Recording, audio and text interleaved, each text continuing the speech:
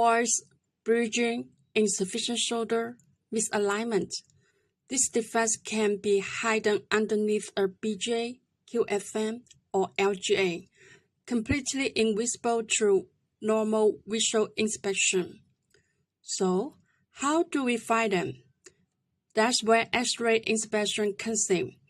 Because the solder joints are located underneath the component, AOI cannot directly inspect them.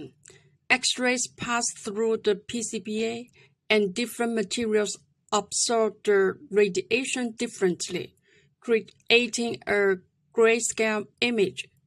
By checking the shape, size, and consistency of each solder joint, we can identify potential defects hidden underneath the package. In simple terms, AOI checks the surface. X-ray helps us see what's underneath, because sometimes the biggest quality risk is the one you cannot see.